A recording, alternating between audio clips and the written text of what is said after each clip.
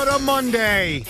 We got a lot to get to, including a shockingly heartbreaking loss by your New York football Giants last night. We promise you we'll get to them within the first 15 or 20 minutes of this show. But yesterday afternoon, there were a few things that ended. Regular season winning streak by the Philadelphia Eagles. Over! Eagles streak of never losing to the New York Jets. That streak is over! This idea that the Jet defense only picks on bad quarterbacks, that narrative is over! Is this defense good? Does this defense impress you? Because yesterday afternoon at MetLife Stadium, the New York Jet defense did indeed look like the 85 Chicago Bears. What up, Tiki? For the half, right? They get behind again. It's the third straight come from behind victory for the New York Jets. And it's been interesting to watch this defense because at points of every game, you're like, oh, forget the hype. They're not that good. And then all of a sudden, some of these elite quarterbacks, as Robert Saleh said, get embarrassed by them. Hey, they are, Tiki, we talked about this on Friday. The problem that's so difficult for all of us to fall heads over heels in love with this defense is that they start games poorly. And that obviously continued yesterday. The Eagles put together a drive that almost killed us all. 19 plays, 91 yards, 8 minutes and 56 seconds. And then, of course, the officials really F the Jets because Jalen Hurts is short of the goal line, fumbles the football at the one. We all believe, wow, what a stop by this defense. Bend but don't break. We come back from a TV timeout to find out, hey, they overruled it 7-0 Philadelphia. And then 2 drives later again, they let the Eagles march down the field. But from that moment on, between forcing turnovers and just suffocating Jalen Hurts in this Eagles offense, you're right. Like you've said it.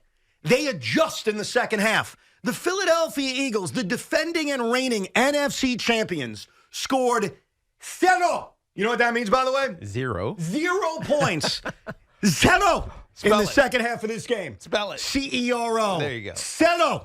So this defense, yeah, they drive us all nuts early in games. Yeah, it sucks to be down 7-0. Yeah, it sucks to be down 14-3. But what they did in the second half of this game is why I said to you on Friday, I'm in love. How can you not be in love? Yeah. How do you not want to make love to this defense after that kind of performance? I mean, I wouldn't get that graphic, but this is the mark of good coaching. Remember last year, Brian Dable won Coach of the Year for the New York Giants, and we talked about games like this. And felt like every Giant game was like this, and we'll get to them in a second. But it felt like every Giant game a year ago was just keep it tight. Stay close, get to the end, and trust that someone's going to make a play.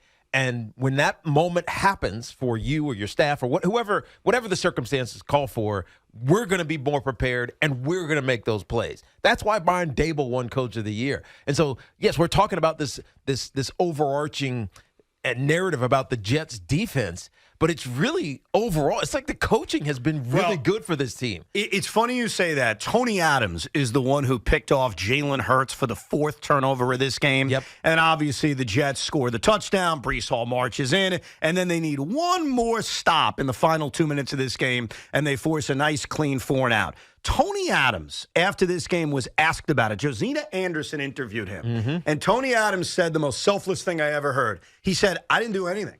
My coaches told me exactly what to do, and they said, Jalen's going to throw the ball right to you. Yep. He's like, that's all on coaching. So when you hear one of the players, including one of the players who made the play of his life, basically saying, I did nothing, it was all coaching, you're right. Well, I mean, so much of what Oberg did was, I'm going to give you these man looks. So Jalen Hurts thinks he's got man coverage, when in actuality, it's a zone. Because they don't do much other than play zone. So Jalen Hurts was confused in that moment and threw the ball directly to Tony Adams. Yes. Almost like, all right, I got a man coverage. This guy is beating the guy that's covering him and not paying a bit of attention to the sinking linebacker or well, in this case, he was a nickel. But, he's not paying a bit of attention. Coaching matters. And it's the one thing I've started to notice about this Jets team, because the narrative about them coming into the year was, I don't know much about these coaches. Nate Hackett, he got, fired from Denver in a year. And look at Jeff Ulbrich and, Robert Saleh. We don't know if he has the acumen to be the good head coach to help this Jet team win. But what we're finding is teams that win close games, it's not by accident, right? It's because they know that their talent might not always match up, but I can coach these guys to win in the moment. And sometimes, right? And that's what matters. And here's the other thing to add to that, and this is the part that shook all of us, because the confidence I had on Friday about this defense, at least keeping them in the game, got shook on Saturday afternoon. Because on Saturday afternoon, stunningly, we get the news that Sauce Gardner's not going to play. It went from Sauce is ill on Friday, okay, no big deal, to Sauce has a concussion, to Sauce even tweeting, I'm good, I'm fine, I don't understand this.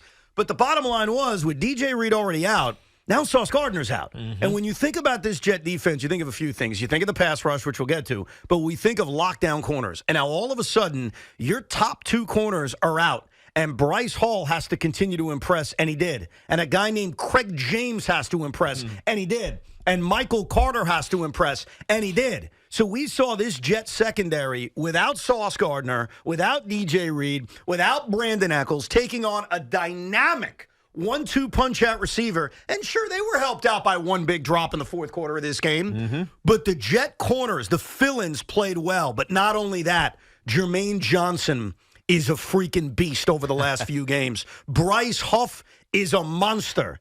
And all of a sudden, whether you want to or you don't want to, it's time to acknowledge this Jet defense. Well, it's time to do it, because even I've had my issues, but when push comes to shove, what do? What do? They swallow you whole in the second half, and they make the great quarterback look ordinary. Yeah, average. That's what they do. Embarrassed, as Robert Saleh said, from Josh Allen in week 1 to Pat Mahomes in the Kansas City game, and obviously Jalen Hurts. Yeah, those 3 of the top 5 quarterbacks in the NFL. Yes. We're talking about. So I just want to correct something. That everybody says this. The Jets have lockdown corners. They don't necessarily have lockdown corners. Because of the system that they have? Because of the system that they play. Yeah, but that's what fair. they do have, and I asked Coach Saleh this 2 weeks ago when I had them out in Denver, because I said, look, we all want to know this. Why don't you change things up and have Sauce travel with the best wide receiver on the opposing team and shut that guy down, to use your word, shut that guy down? And he said the reason is because we teach a system, and we want our players, regardless of who they are, whether it's DJ or Sauce or Bryce or whatever this kid's name is on the practice squad, Craig James, my guy, right?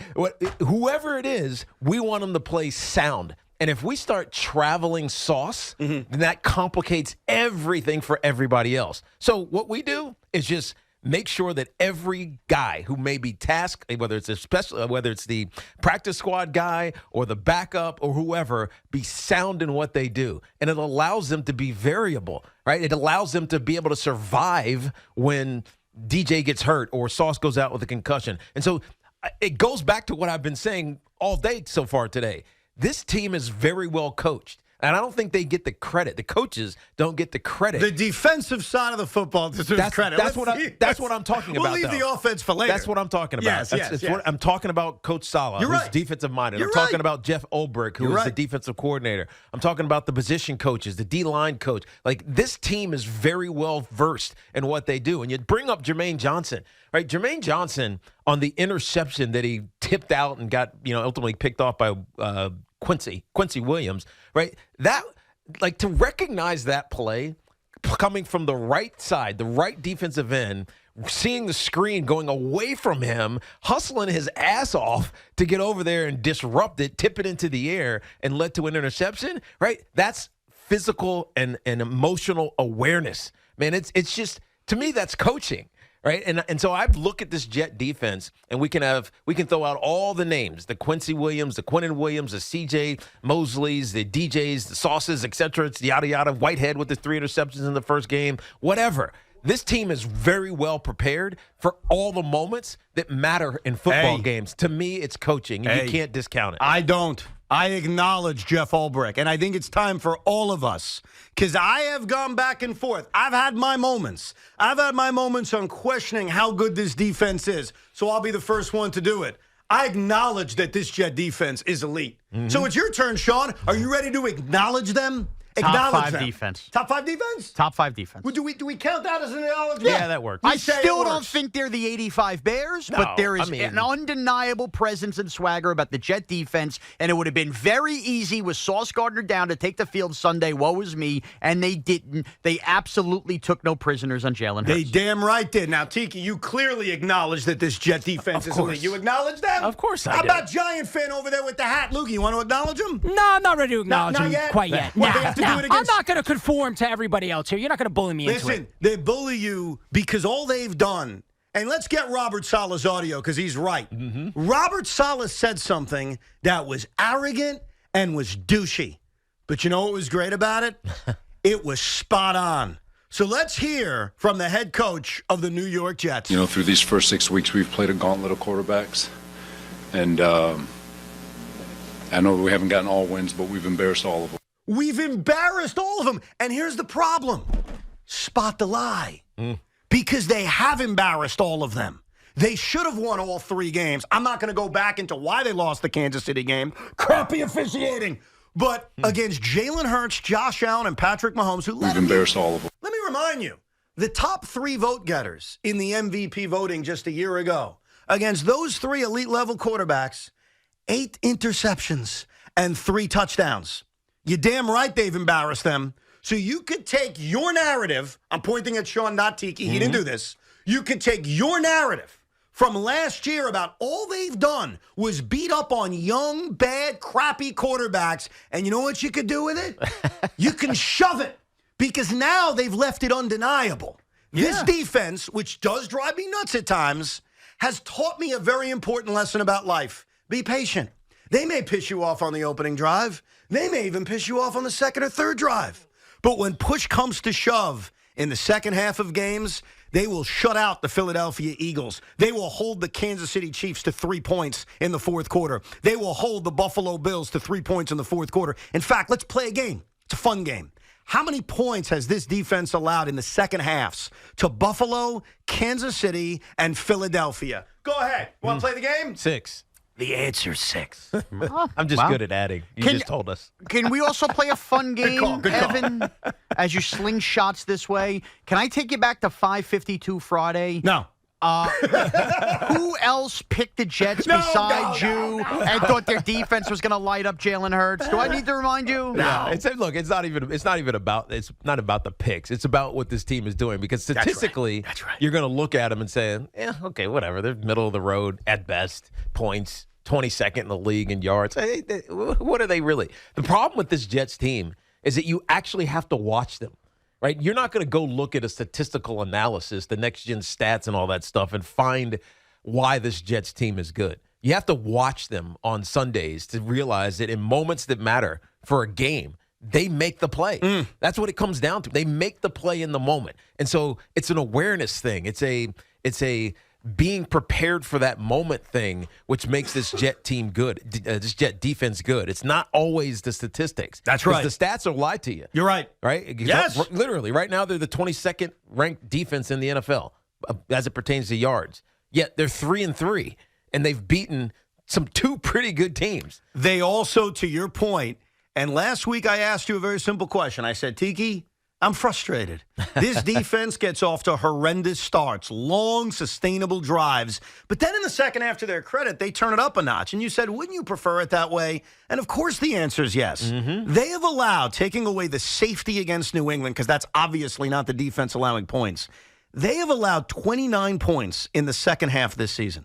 Think about that for a second. Yeah. They've allowed 29 points in the second half this season. That encompasses 6 games. They are allowing less than 5 points a game in the second half.